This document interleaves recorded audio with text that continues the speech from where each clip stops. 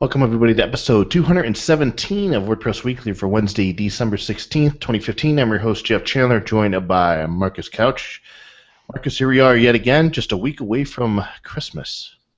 Yes, I don't know what day we're on, the Lords of Leaping yet, or what that is. But yes, it's great to be back on the show, and we got a lot of feedback from the last show. We got a lot of listener participation in terms of iTunes, which is great, and we got a great guest today.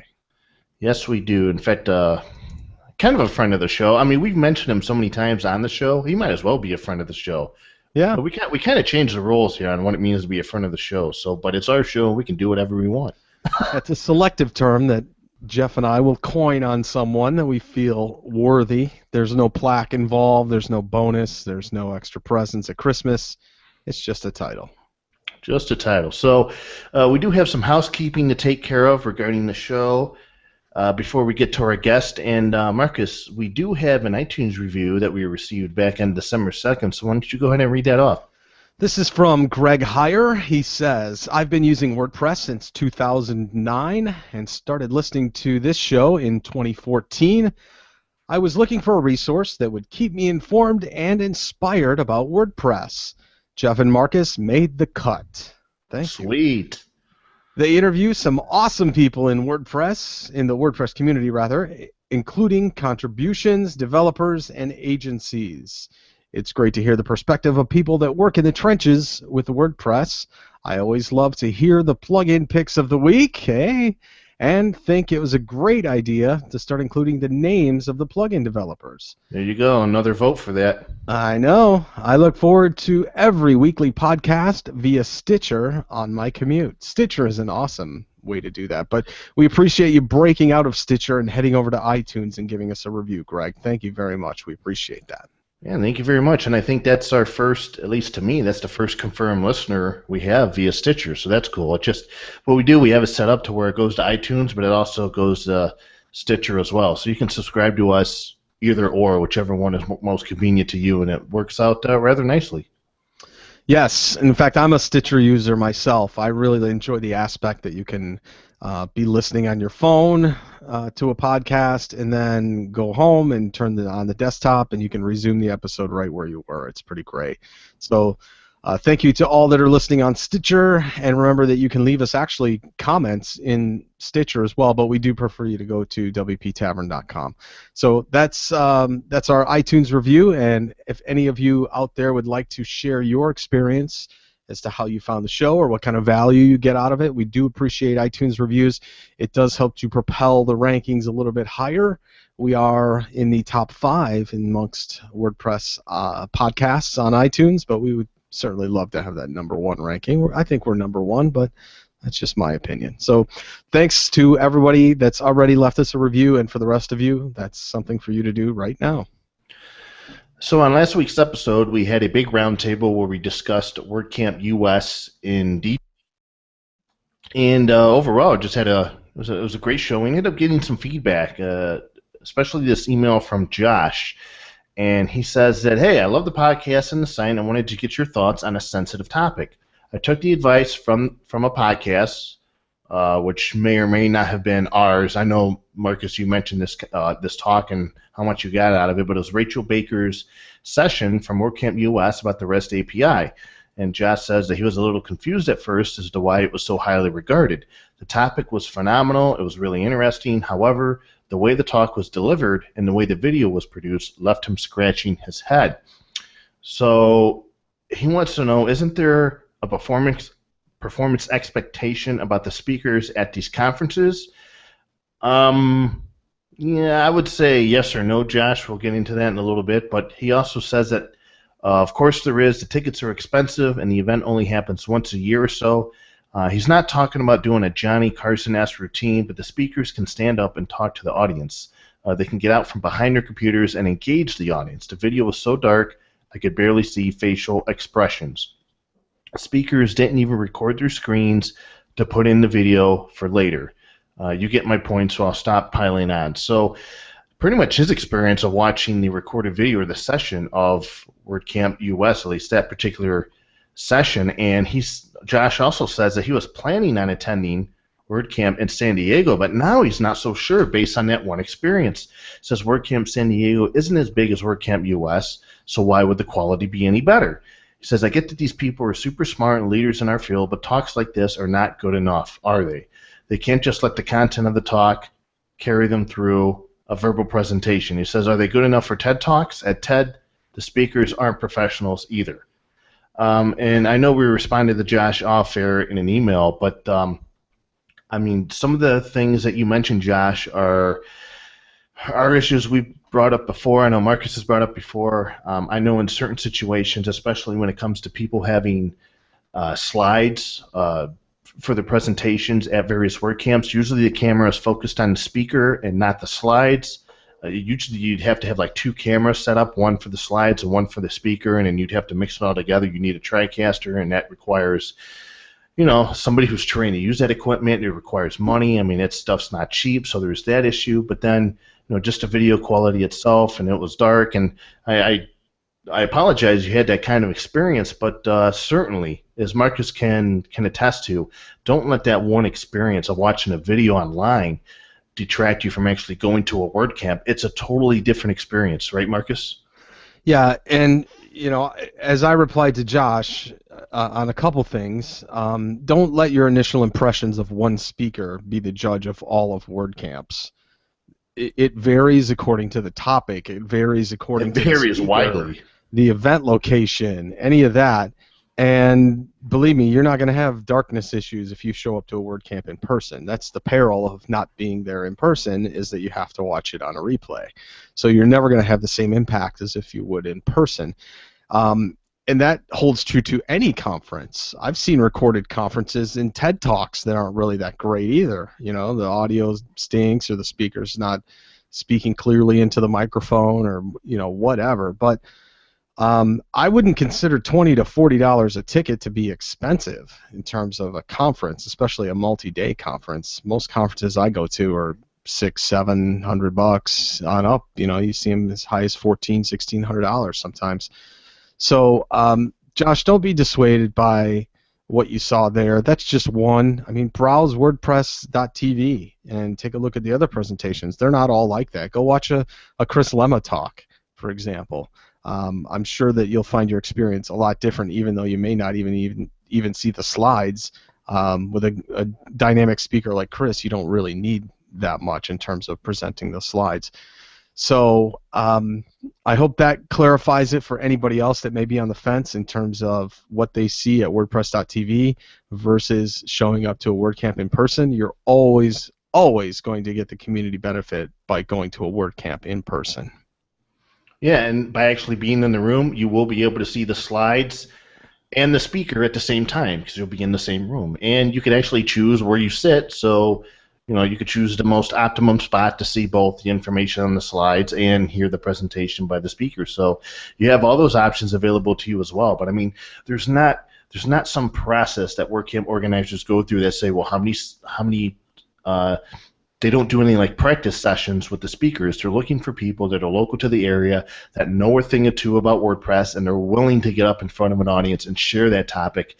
And that's pretty much what WordCamp is in a nutshell, is that. Now, some speakers are a lot better than others. I mean, Chris Lemma, Corey Miller, Syed Balki, and some of the others are great at speaking. I mean, they can make a living doing it, and others, maybe they're getting up there for the first time. So it varies widely, varies from all across the map in terms of video quality and equipment and people who are using that equipment. So again, I'll just echo what Marcus says, that don't let one experience of a video determine what your experience will likely be like at all WordCamps, because it's not that way. It's a totally different experience at being there in a physical location as the WordCamp's going on. Yeah, and it is challenging to capture the essence of a conference in video. It really is. I mean, sometimes it's harder than it would be to capture a music group that's performing or something like that, and even that's limited. So, understand too, these aren't professional speakers, so they're just volunteers. So, there is a standard in terms of the quality of the presentation, but sometimes some people have a little bit more difficulty expressing than others. But either way, I'm a huge fan of WordPress.tv. I love the presentations that are there, but I do agree sometimes the lighting might not be perfect, and it's not like they can haul in studio lighting for all of this either.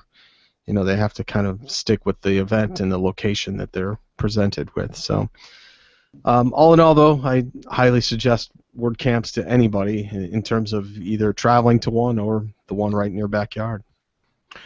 All right, thanks for the email, Josh. If anybody else has anything, any concerns they'd like to bring up or have us discuss something, email me at jeffc@wptavern.com. We'll be glad to talk about it on the air.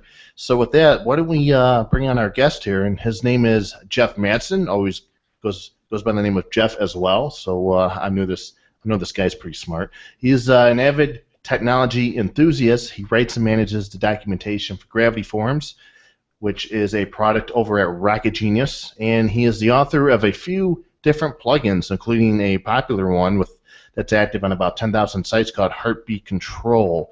And Mr. Matson, welcome to the show. What's going on, guys?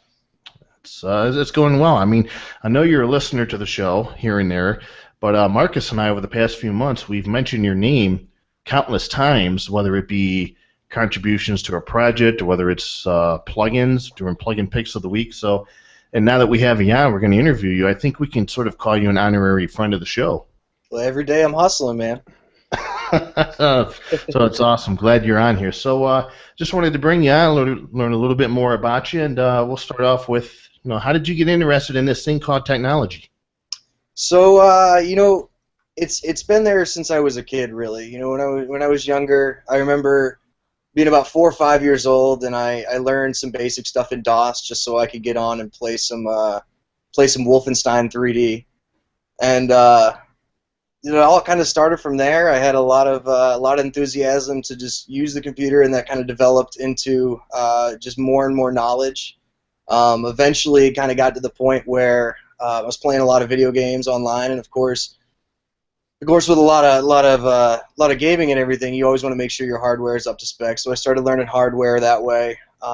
Met a friend of mine back in high school named Justin, who kind of showed me, gave me my first introduction to Linux. So I started messing around with that, and then later I got into, a friend of mine, Adam, got me into web development, and then I was also an affiliate for quite a while. Did that whole thing, and it's kind of moved on up through one job to another, doing Linux stuff, doing documentation stuff, doing some development, really all the above. If I can get my hands on something and start messing with it, it's going to happen. Yeah, and your sort of take into technology is a bit similar to mine, because it took way back when. I know my dad introduced when Doom first came out. And listeners of the show have to remember Doom by ID Software. It's one of the most awesome games ever, and we played that, and it was my first multiplayer game. We played it over the telephone line. But then eventually, as I got older, my dad ended up giving me my own computer, which is an AMD K6 350 or something. It's all technical, but once I got that and I started playing games, I started realizing, hey, if I want to beef up the graphics, I got to get a graphics card, and if I want to beef up the power of the computer, I got to get a CPU. So that was my introduction to hardware, and it's interesting how when you get into gaming, you want to do all that stuff. Hey, you pick up and learn. Yeah, I mean, for me, it was a lot of, if I for some reason couldn't run a game, it was really determining why couldn't I run this game, and kind of running through system specs and figuring out what I need, and then upgrading from there. And that really gave me a good foundation of really understanding kind of hardware in that aspect, and then everything else just kind of flew by and just added to that knowledge. I mentioned at the beginning of the show you're currently employed with Rocket Genius, but I want to kind of step through the storyline, the process of how you ended up in that position. And before Rocket Genius, you were employed with InMotion Hosting, which is still one of the largest remaining independent web hosting companies that have not yet been acquired by EIG. Who knows if they will in the future. But what was your primary role at that company, and how did you end up getting involved with WordPress? So it all started with me going there to be tech support. At InMotion, pretty much everybody at least goes through some form of tech support. Even if you're talking to a billing guy, they at least went through some kind of tech support training or so. But I actually was brought there to be a tech support rep. So I was there for a long time, and at least long in comparison to a lot of other people that kind of moved up and went around. And the reason why I stayed in the position I was in for as long as I did was simply because I really enjoyed I enjoyed what I was doing, but it was also I was waiting for the perfect position to open up for me to move on to another position and get a promotion. So once a position opened up with a position called customer community, I then jumped over there. And what customer community did is they wrote documentation for a bunch of different for pretty much anything you can use at InMotion. So whether it be WordPress stuff or whether it be server related stuff or Joomla or Drupal, we wrote all the documentation to make sure that all of our customers were assisted when they needed something, or tech support was able to just pop somebody a document and say, here's how you do this. And so I was messing around with that and started getting really involved, started getting really interested in WordPress. And then one day I just decided, hey, wouldn't it be cool to do an article about stepping through the stages of WordPress? And so through a lot of trial and error of breaking my server several times to get versions of PHP low enough to run WordPress 1.0, I eventually got all of the screenshots I needed of the front end and the back end, and kind of went over some different highlights of each version, and then that turned into my first real experience with the WordPress community. And most of that actually came from you, because once I wrote that article, I actually didn't really even know much about WP Tavern. And then I wrote that article, I saw a bunch of traffic coming from WP Tavern in my article. It's like, oh, let me get on here and kind of chat with some of these people. So I started doing that, and the rest kind of just came together. In other words, you joined the community. I joined the community. That's all it takes. Yeah, and just tell my side of the story on this. I happened to be browsing through my feed reader and somehow came across that post, and it was probably through my keyword Google alerts for the word WordPress or WordPress.org, and I came across that article, and I say, this is pretty cool, because you wrote it in such a way to you had images, and it took a look at all the various WordPress versions all the way back. So I thought that was really cool. So I wrote a post about it on the Tavern, and Matt Mulloway, one of the co-founders of the WordPress.org software project, left a comment on the article on WP Tavern, sort of. It was pretty funny, but he was mentioning how it was funny how WordPress through the ages, that type of post was published on a site that was running Joomla. Yeah, I think my response was along the lines of something. I'm like, wow, I'm really glad to know that he wrote and that he read and commented on that article. But then I think it followed up with something along the lines of, yeah, well, you know what, if the guy next to me wasn't a big Joomla fan, we'd be running WordPress. So I talk to some people, and sometimes they tell me the kind of effect that being covered on the Tavern has for them, whether it's jump starting for a new product, project, service, or what have you. After that article, and I linked you on the Tavern, what effect did that post have on you in terms of getting involved in the WordPress community? You say it was your entry point into the WordPress community. Well, kind of describe the after effects of me writing about you and featuring you on the site. So there was a lot of not only professional aspects of me being able to say, hey, look, here's what I did, and here's who I'm starting to make network connections with. But it was also a lot of personal relationships as well. If you wouldn't have covered that article, me and you may have never started talking. And then through that, you've introduced me to other people, and then we started the whole WP After Hours thing from just kind of me and you chatting there, and then that started introducing me to more people in the WordPress community. And then at that point, because I knew all those different people, they actually InMotion said, you know what, you're making a lot of good connections with a lot of these different people. We'd like to send you to WordCamp Miami, and this was WordCamp Miami actually 2 years ago.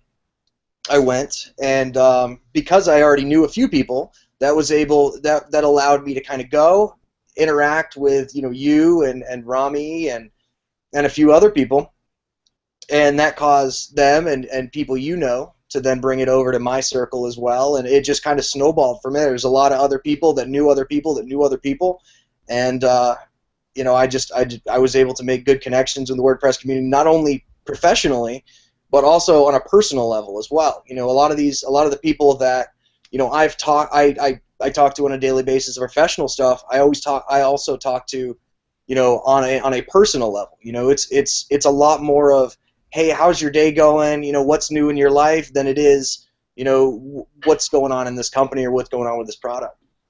And I believe WordCamp Miami was the first WordCamp that you attended. And WordCamp Miami is one of the largest WordCamps in the country. So describe what your experience was like attending that camp, it being your first WordCamp. Oh, it was mind-blowing. It was I don't think any other WordCamp has quite gotten to that point that it was with my first one. And I think a lot of it was my first WordCamp, but I think a lot of it was also that it's just such a good WordCamp, right? So it's absolutely amazing to go to. And when I got, I stepped off the plane and I texted Rami and I say, hey, what are you doing? You want to go get some food? Like, yeah. And so we went out and we met out with a bunch of different people and had a great time all night. I'm like, man, is this what WordCamps are like? And it was before the even WordCamp happened. We went out, had an awesome time. I got to meet a lot of new people, and I think there are still pictures floating around the internet from that night. And then the following day, I got to meet more people. And there was different workshops going on. I got to kind of peek in there and get a little bit of an experience going on there. And then I got to go see some amazing talks, some really, really, really good sessions where, it was just mind-blowing for me at the time, and it still is. Looking back at it, it was just an absolute amazing experience. And being able to meet a lot of people I talked to online in person was just absolutely incredible. The amount of knowledge that was shared back and forth is just mind-blowing. There's still, to this day, certain things that were talked about at WordCamp Miami and different discussions we had that have still, stuck with me a lot of times. So that WordCamp Miami, was that the first time you've been to a conference dedicated to open source software, or have you attended any others? Yeah, it was. It was. I'm trying to think if I went to. I've been to a few different little hackathons and things here or there, but I'm trying to think if WordCamp Miami was before then or after then. But anyways, it would have been very close in time frame. But it was definitely the first large conference that I had been to as well. So not only my first WordCamp, but the first time I had been somewhere at a professional level with so many different other people there that are trying to do the same kind of thing that I am. And what did you take away from it in terms of, just straight up knowledge? Did you use? Yeah, so there was a lot of different things as far as different little hallway talks and things that went on that were a whole lot of not necessarily a specific thing that I learned, but more so how to really get better at what I'm doing. So the more I talk to somebody that obviously knows more about various different topics than I do, a better developer than me or a better designer than me, which I'm a horrible designer anyways, but a better developer than me or a better marketer than me or a better speaker than me, it really just, I kind of watch what they're doing and watch what they know and try to figure out what makes them special, and then go from there and try to emulate that in a way that if I'm combining all these different things of all these different people that are special in their own way, then I'll start gaining some of that. So a lot of it was simply, having a chat with a developer or kind of watching two other people talk that obviously know way more information than I do, and kind of getting a little bit here and a little bit there, and then building upon that and just kind of going back and learning more about that specific topic to just really grasp the entire concept. Yeah, I'm one that always likes to take a lot of handwritten notes when it comes to WordCamp sessions. And I don't care what the session is that you go to. You could roll the dice as far as what you wanted to do and what room you were going to attend. I challenge anybody, walk into a session with a blank piece of paper and a pen, and I guarantee you'll find something that's a nugget of knowledge that you're going to want to write down at least Okay. once in every session. Wouldn't you agree? Oh, most definitely. And I do remember Pippin had a talk during that, and he was talking about various things that developers should not do. And one of them was make sure that your plugin isn't messing up somebody else's plugin, and try to work together with that. And that's something that I've still done to this day. Is that I have I know somebody that's doing something that interacts with the WordPress heartbeat, and it's good functionality for their plugin, which is awesome. But I also have a plugin that stops the WordPress heartbeat. It manipulates the WordPress heartbeat, so it would be a conflict there. So we're actually working together right now to try to kind of figure out a solution to ensure that I don't interfere with what they're doing. So that was, for example, one of the things I did take away is obviously make sure that your plugin doesn't interact adversely with somebody else's plugin. Well, speaking of heartbeats, you have a couple of plugins under your belt, and one of them is called Heartbeat Control. Last time I checked, it's been installed. It's active on over 10,000 sites. So why did you create it, and what does it do? So it kind of started. I was sitting down one day at InMotion, and I was kind of sick of writing documentation. You get to a point where you've written so many docs, and I'm good at writing documentation. I like writing documentation, but at some point you're doing the same thing over and over and over again. You kind of need a change. So Wow, I kind of know exactly how you feel. writing's fun, man. But you can only write so much, right? There's only so much creativity that's sitting inside that brain before it just explodes. But so I was sitting there, and I was saying, all right, well, what's a plugin I can sit down and write right now that would help our customers that would solve a problem that our customers have, right? And a lot of people were having issues with the WordPress heartbeat. So there'd be several times where a company would have a site sitting on a shared server, and the site may not get a whole lot of traffic, but there's 15 people all logged into the WordPress admin at any given moment, and it's firing off heartbeat requests every 15 seconds. And so, it may not be a whole lot, right? Like only, you say 10 users on there that have an active window open at the time, firing off the heartbeat every 15 seconds. That's not too much, but in the same sense, it adds up, and it adds to a lot of server requests. And if every user on an entire shared server is doing that, then there becomes a problem. And so anyway, so there was some issues there with a couple resource things that people were doing. Some people were getting suspended, or they were saying, hey, stop doing this, you're using too many resources. And so I was like, all right, well, you know what? What if we were able to sit here and manipulate the WordPress heartbeat and at least give the customer an option of something they can do instead, right? So like a lot of customers have a WordPress site, but they don't know what the heartbeat is. They don't really care. Their job's not to handle things like that. Their job is to just basically run their website.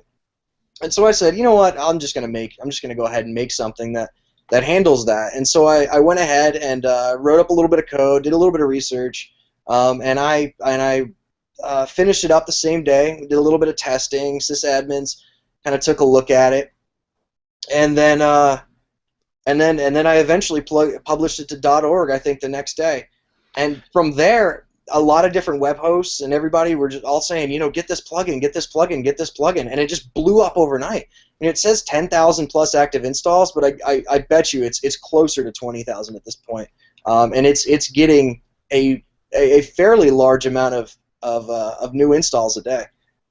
No, I kind of wish I knew about your plugin about 2 or 3 years ago when, or it might have been a little longer than that. I believe, looking back on it now, I didn't realize this at the time. I had no idea what was going on, but I used to host a site on HostGator, WP Tavern, and everybody could say what they want to say about HostGator, but at the time it was working great, and I ended up the Tavern website ended up being suspended twice, and I noticed that each time it started locking up, I would go into the processes tab and I would see that admin Ajax or something or index.php process. It looked like it was getting backed up to the point where I was running too many simultaneous processes, and it would cause the site to automatically get suspended. And I think what might have happened is because this was around the time when the version of WordPress came out that had the heartbeat as part of the core update.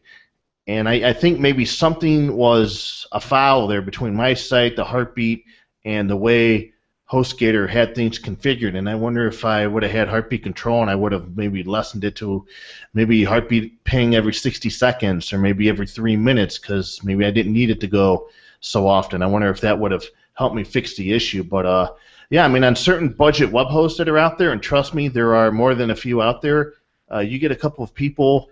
I mean, theoretically, the heartbeat is just a very small kind of like ping. You know, it's a very small amount size of data, so it really shouldn't cause issues. But like you said, once you start adding up a bunch of concurrent users, especially admins in the back end, that stuff can add up, and depending on how the budget hosts are set up, it could cause problems. That's why your plugin's so important.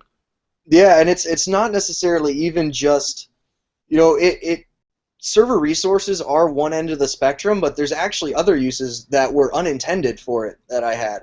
So I originally created it to save system resources, but what I'm starting to see is, for example, Chris Wegman hit me up not too long ago and said, yeah, this actually helps me debug. This helps me debug JavaScript a lot because there's no admin Ajax constantly popping up in the console.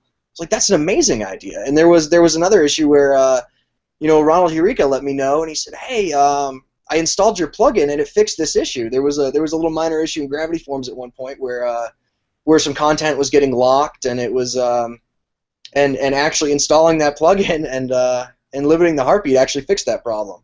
So there's definitely all kinds of different developer uses to it too, which were completely unintended, but I'm glad it helps. So you live in Virginia Beach right now, which I happen to know from years of experience that is also the location of Rocket Genius, the company behind the very popular forums plugin called Gravity Forms.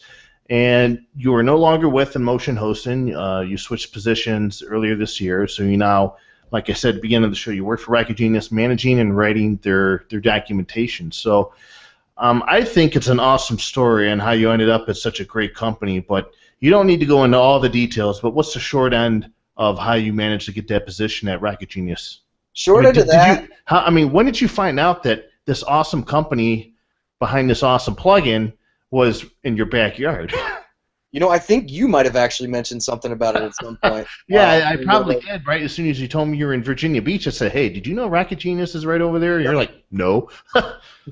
That's right. I think that is how it went down. Yeah, so I found out they were here, and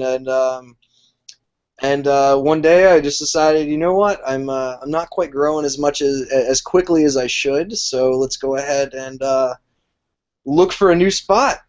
Tossed something into Rocket Genius about maybe doing some support for them, and Carl reached out to me, said, hey, we could use some docs.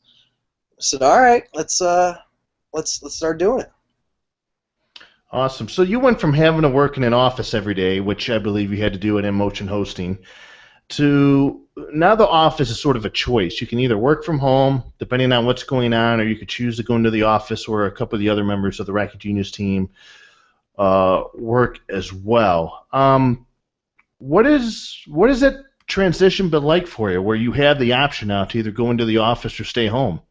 So it's had its ups and downs, right? So I went from a very kind of corporate-esque environment to where there's schedules and things like that, and even in my old position writing documentation, there wasn't necessarily hours, there wasn't a time clock, there wasn't a schedule necessarily, but there were certain times when I was kind of expected to be there or not expected to be there, and so that's kind of changed in a way that I can make my own hours, but of course I have to make sure that I personally handle my day-to-day tasks, because nobody's going to look over my shoulder. Nobody's going to say, hey, you need to do this or do that.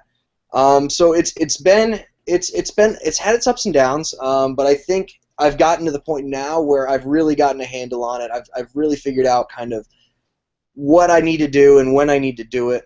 It was definitely a struggle there for a little while, but it's going. It's certainly got its perks, right? So like, a lot of my family lives in Charlotte, North Carolina. So when I travel down there, I'm able to work remote if I need to work remote for a few days, or say I'm just not feeling well, right? I'm kind of got a little bit of a sickness going on, and I can just, you know what, I'm just going to work from home today, and I can just still get some stuff done, and it's not really that big of a deal.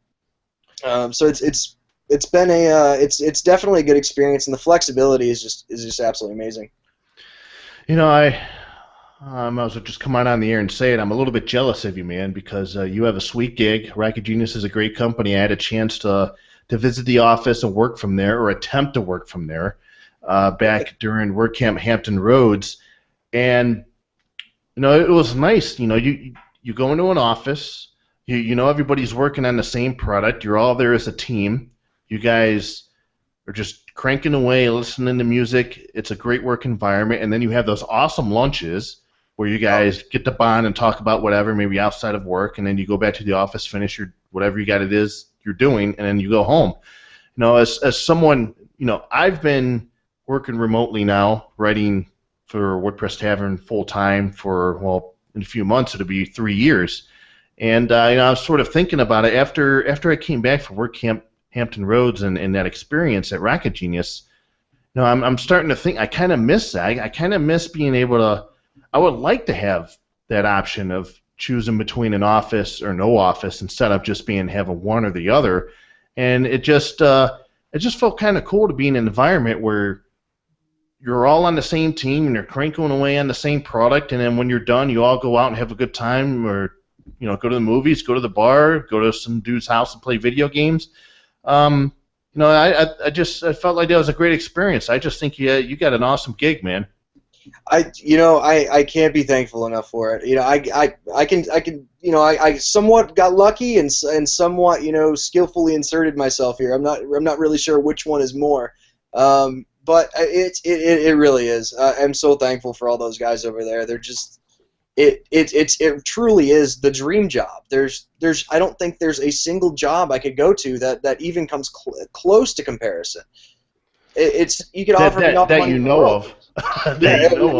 It could seriously be all the money in the world, and I still would be like, I can't really do this. Google could walk up to me tomorrow and say, hey, you want to work for us? I kind of like it here. Well, I'm sorry, but I'd have to call you an idiot. Yeah. So what do you think is the key to that in terms of being able to work, not necessarily distributed, but sort of with a leash? Is it project management that helps to make sure that can happen for everybody and still be on the same page, or is there a particular collaboration tool that people use? What makes that work?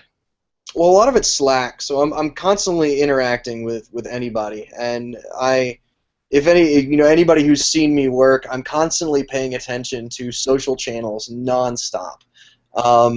So if anything goes off on Slack whatsoever on our Rocket Genius channel, I'm getting it, and I'm paying attention to what's going on at all times, whether it be just a simple commit to a plugin, or whether it be actually something I need to handle docs wise. I think it's just a good relationship with all of your coworkers and genuinely wanting to be there, right? It's like I really enjoy my coworkers.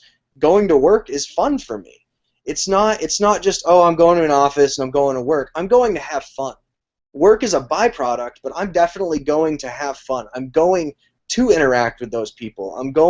My whole purpose is to go there and enjoy myself. And I think if you create a friendly enough environment and people who genuinely care about you, and not just you as an employee, but you as a person, then that person really decides that they say, I love going to work. I love who I work for.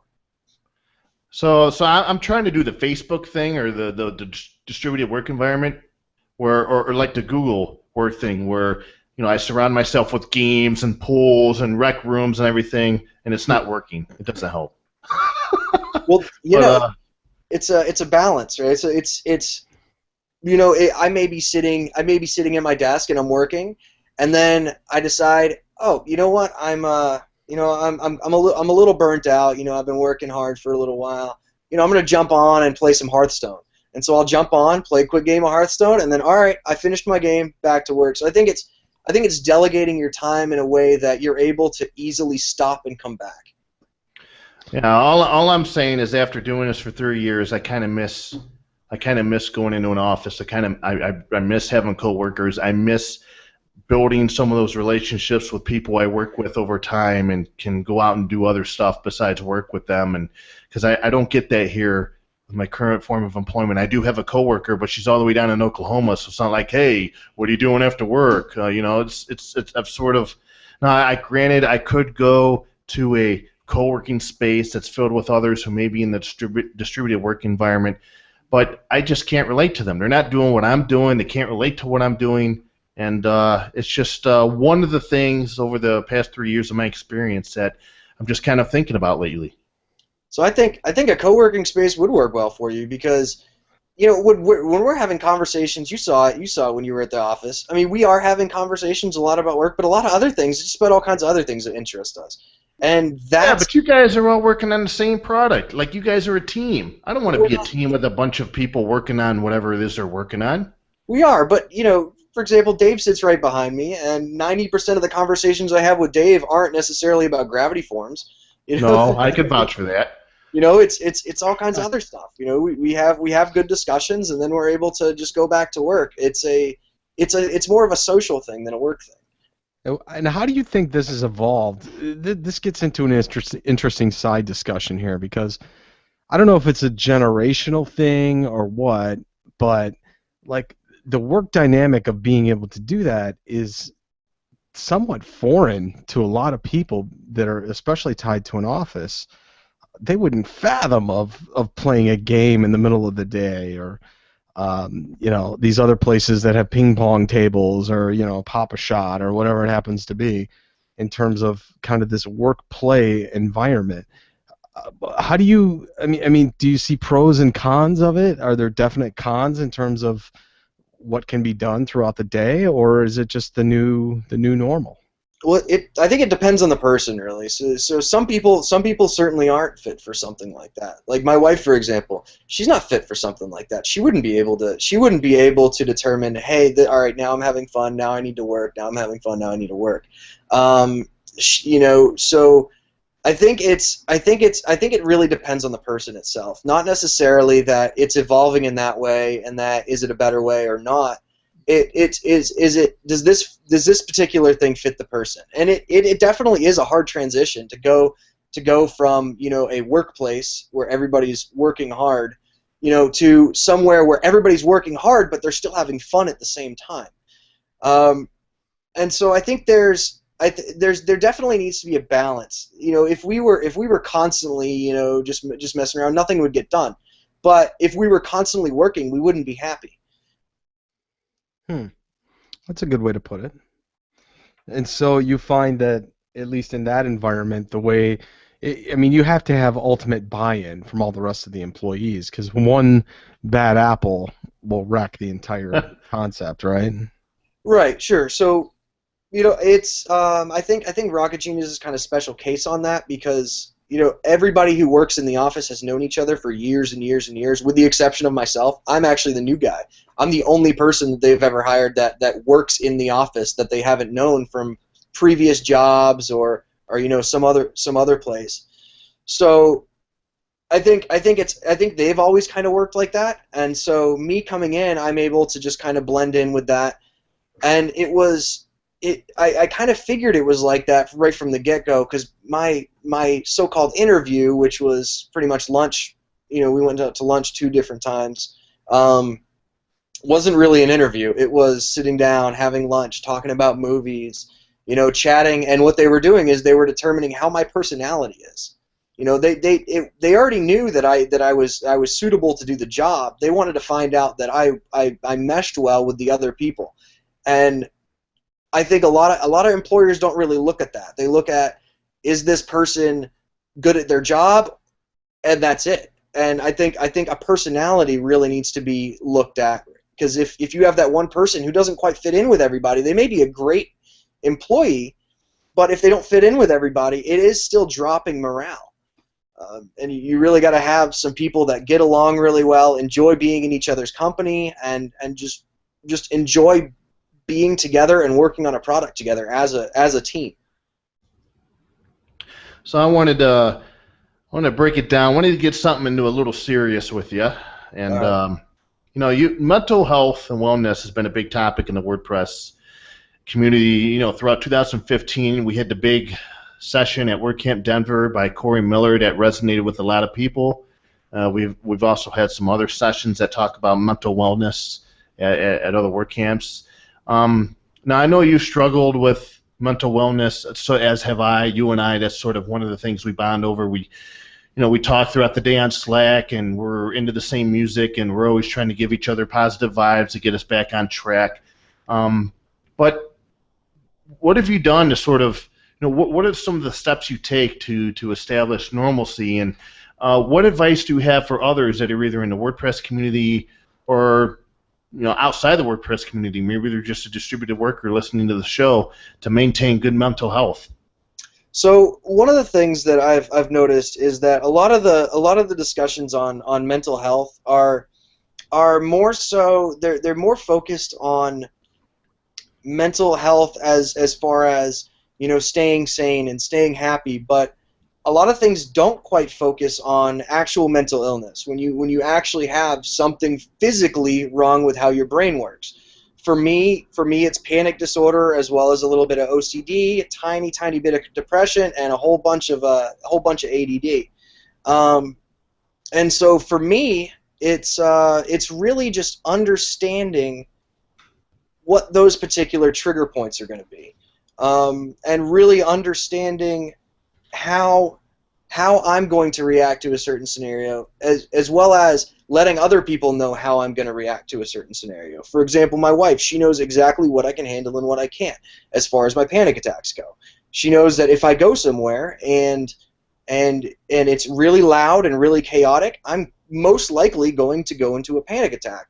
And so she also makes sure that she caters to me, because it really is a disability. It's not necessarily, you don't have to wait hand and foot with somebody, but you do have to make sure that they're comfortable at all times.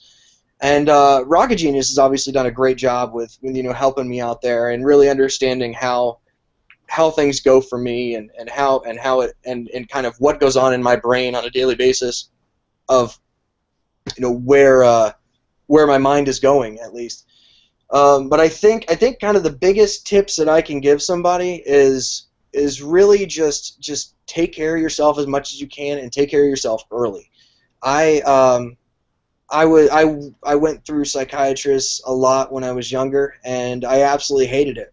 And it was a weekly thing, if not multiple times a week, all through up through when I was a teenager, and could decide for myself that I didn't want to go anymore. And then I stopped going for years, and I just kind of fell back into some different things that they kind of. I fell back into some really bad anxiety, some really bad habits, where I was trying to basically self-medicate myself, whether it be with cigarettes or alcohol, to try to get rid of that anxiety.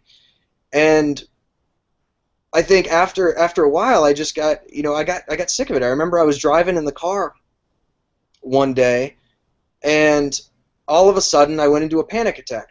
Oh my God! But sometimes when I go into really bad panic attacks, I start losing time. And so this time I lost time. So instantly I was several miles up the road, and I was in a different lane, and I didn't quite know how I'd gotten there. And I was like, what is going on? So I immediately got off the exit. I got off the next exit, pulled over, got in a parking lot, and I was like, oh man, I really need to do something about this. This is getting worse than it has been in a long time. And so, of course, I texted, I texted in some people at work, and I said, hey, guys, I'm not going to be here. Kind of here's what happened. Don't freak out. I'm fine.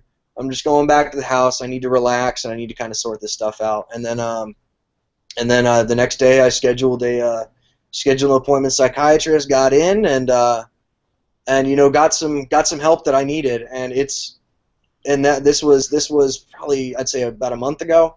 And it has dramatically changed. I mean, my entire way of thinking has changed within the last little bit. So even though I thought that I had, I was like, I got everything under control. I just deal with these things, but you don't really have to deal with it, right? If you get a good psychiatrist and maybe some meds if you need it, it'll change your world. Right now, I feel better than I ever have. It's really a game changer. So obviously, anybody who is struggling with mental illness or even just a little bit of tough mental health, go talk to somebody. You'll find out what you can do to actually help that problem, because sometimes it does. Sometimes it just takes a little bit of a push, or of somebody who really understands what's going on in your life to really start fixing those problems. Yeah, I would say the biggest piece of advice I'd give to people out there is to surround yourself with people that get you, no matter whatever it is about you, that you could be yourself and you're not going to get ridiculed for it, or you're not going to get looked down upon or considered non-normal, but just surround yourself with good people who are willing to listen to you during times of need and are willing to give you the pick-me-up when you need it most. And I know I've been surrounded by some people in the WordPress community throughout this year where that's really come in handy during some situations, and I'm very appreciative of it, of where so many people have reached out to me and say, hey, man, I could tell just by your tweets, you're going through some depression, man. You okay? And I've had a lot of people just reach out to me, and I've talked to a lot of people, and it's helped me out. Just the fact that they're reaching out, that they care, and I'm able to talk my way through it and end up on the other side feeling better about myself and getting that weight off my chest. So that's what I would say. I'd tell people to surround yourself with others like that who get you and who are willing to listen. Yeah, I agree entirely. And my it definitely has been, that's been a large part of it as well. Even before I really was after professional help. It was, I come home and I'm having a bad day, and it's not because something actually went wrong. It's just because everything was too chaotic, everything was too crazy, and I kind of, when those things happen, I just kind of I get real quiet. I kind of go into my hole upstairs, which is a spare room that I use that's got my gaming computer in it and everything, and usually Jamie, who is my wife for anybody listening, would come in, and she'd go, "What are you doing?" And I go, "Yeah, it's not a really good day. I'm just kind of being alone." And she goes, "Well, get on video games and go play video games with Jeffro." I don't really want to be around people. She's like, "Go do it now. He'll make you feel better." I said, "All right." So we used to jump on, play NBA Jam or some Rocket League, or whatever's going on, and it kind of takes my mind off of things. It makes for good company and some good fun. It kind of puts us back on track. So, Marcus, before we wrap it up, any last words, comments, or questions for Jeff before we let him go? Well, no, I think we've covered a lot, and your story is typical, Jeff, amongst other people in the community. And in terms of our topic here late in the show, it's often a mentally challenging game as far as what we play developing WordPress or coding or anything like that, because unlike the old days of working in the factory or the assembly line, there's no finished parts that we can physically see moving on by, and so you don't really get that sense of accomplishment. So then you start to, self-doubt starts to creep in, and imposter syndrome and all the rest of it, because you don't have that feedback mechanism built in. And so it's a natural thing. So I encourage anybody out there that if you're just feeling a little bit off, this is a career path that's susceptible to that kind of thing. So make sure you get the help that you need. So I just have one little thing to add to that is one thing that I do occasionally that may help people with that whole, the whole thing with satisfaction of you don't really get that satisfying thing of I made this, or this is a tangible product, is start writing down your accomplishments. So write down different things that you did on a daily basis that you accomplished, whether it be anything, as stupid as, I got off my ass and I took out the trash. or something like that, or whether it even be I made this awesome plugin that people are enjoying, or maybe I went on here, maybe I went on the .org forums and I answered a question for somebody and it solved their problem. I Write played this down an video game for 8 hours straight, and I didn't get up. That's right. I played video games for 8 hours straight, and I went up one rank on the ladder, in ranked matches or something. Whatever it's got to be. Just try to write down a good accomplishment that you've done that day, if not multiple accomplishments, and I think it makes you feel a lot better about yourself. Hey man, I appreciate all the tips. I love your story. I know a little bit more about it than I was like kind of personally involved in it, but I'm so glad that you found a company that respects your well-being and allows you the versatility to either work from home or work in the office depending on how you're feeling, and they're really receptive to whether you're having a good day or a bad day, and they totally support you in your mental health, and they just want to make sure you're safe, you're well, and everything else. So I just thanks for coming on the show, telling your story, and before we let you go, tell the people out in the audience where they can find you and keep tabs on you in case they want to stalk somebody who looks like a leprechaun. So you can find me at the Jeff Matson on Twitter. I'm the Jeff Matson. There can be only one. And then you can also find me at jeffmatson.net. Every once in a while I blog a little bit there. Jeff Matson on GitHub, Jeff Matson on WordPress.org, pretty much Jeff Matson everywhere. So just search for Jeff Matson, you'll find me pretty much anywhere you need to find. And that is one T in Matson, because if you put two, you'll end up with the first search in Google will be a musician. Actually, if you type in the one T, Google will try to autocorrect you for two T's. Oh, well, there you go. Hey, you're not famous enough, man. It happens. At one point, I was outranking the guy, but the guy's got a Wikipedia page. Man, I can't compete with that. Well, I know exactly how you feel because there's a Jeff Chandler, but he was a famous Western actor, and that's all that shows up when you type in Jeff Chandler into Google, all his movies. Oh, thanks a lot, man, for coming on the show, spending some of your time here, and good luck with you. And, man, I tell you, you got an awesome gig, so you better keep it for as long as you can. Yeah, man. All right, man. Take it easy. We're going. All right, man. I thoroughly appreciated and enjoyed that interview. I had a chance to hang out with him and at his home when I went to WordCamp Hampton Roads. Got to talk about a lot of things. Of course, we talk off the air about a lot of things, but he's just an overall good person, and I'm happy to hear that he's finally feeling normal. I mean, he's been struggling with a lot of things now, but thanks to getting some help and some prescription medications and what have you, he's taken care of. He's back on a normal balance. So just great to hear from him. And Marcus, I think not only did we get to hear from somebody who at one point nobody knew about him in the WordPress community, and then just works his way into it, and now has got a killer gig at one of the coolest, best, I'd say, companies in the WordPress sphere. On top of all this other stuff, man, I mean, the guy's doing well for himself. Yeah, if you've ever learned gravity forms from reading the documentation, you've got Jeff to thank for that. Yeah, you also got him to thank if there's documentation missing. Oh, but he's always working on that. Trust me, he is. Every day I saw him doing it.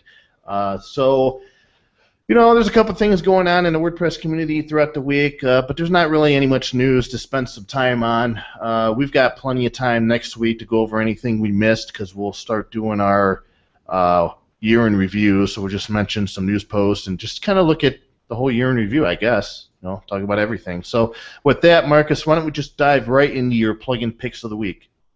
You got it. This first one is by a guy named Esnar. He is from Istanbul, Turkey. This is their second plugin, and it's called WordPress Video Overlay Ads. Now, most of us actually do use some sort of either Vimeo or a YouTube embed of a video. What this does is it creates an overlay advertisement on top of your YouTube video embed. So you can insert banner ads, texts, surveys and polls, any kind of HTML and JavaScript code that you want, and it covers up the video, so they have to participate in order to view it, which I thought was pretty neat. And I even tested it by putting a link on Facebook, and it actually didn't show that image of the ad. It showed the thumbnail of what was on the video on that page, so I thought that was pretty neat. It's called WordPress Video Overlay Ads. The next one is by a firm called Simple Solutions. They are out of Miami, Florida. This is their very first submission into the repository. It is called Simple Instapost, and what it does is when you create an Instagram post, it actually will pull that through to the API, and it makes a WordPress post out of each one of your Instagram image shares that you have. And so what it does is it takes what you deem on Instagram as the caption, and that's the body of the WordPress post, and anything that you tag in WordPress as far as the tags themselves become WordPress tags. So it's a really nice way to bring in all of your social content into your site. That's at least the method that I've been trying to do, and this plugin works very well to do that. It's called Simple Instapost. And finally, Jacob Hulse, location unknown, couldn't find out where he's from. This is his first submission to the repository. It is called WP Facebook Pixel. And some news with this, Facebook is actually depreciating its old conversion pixel, and this is very important for any of you that do remarketing or things like that. And so what this allows you to do is embed the brand new Facebook pixel, the conversion pixel rather, and it pastes this code in every one of your pages on your site. It's called WP Facebook Pixel, and those are my plugin picks of the week. Quick, rush to the WordPress sites. Change the pixel. Exactly. Awesome. So, again, we had a great show. As far as guests, it's just going to be Marcus and I unless some surprise thing happens. But we're going to start talking about the year in review. So we'll start with the first half of the year, and next week we'll just go over some stories and some highlights during the year, and then we'll do that again on the 30th, and that's going to wrap it up for WordPress Weekly 2015, and we'll be rolling into 2016 with a new slate of shows, and we'll get some pretty cool guests on, and it's just going to be another great year. And there's going to be plenty to talk about. Trust me, with the whole thing going on with JavaScript now, and the REST API, the second half being added into WordPress in early 2016. There will be things to talk about. Oh yeah, we're going to dive in and talk to all of the developers that are bringing all this cutting-edge technology from WordPress into the fold and into the community. This is your source when it comes to WordPress news, so stay with us here for the end of the year as we give our wrap-ups and things that made huge impacts in WordPress throughout this year. And believe me, Jeff and I have got some really great things planned for 2016 as well. So that's going to do it for this edition of WordPress Weekly. You can find show notes for this episode and all other episodes on WPTavern.com. You can follow me on Twitter at Jeffro, that's JEFFR0. And Marcus? You can find me at my website, marcuscouch.com, and on Twitter at marcuscouch. So until next Wednesday evening, everybody enjoy the rest of your week. We'll talk to you again next Wednesday evening, 9:30 Eastern. Take care.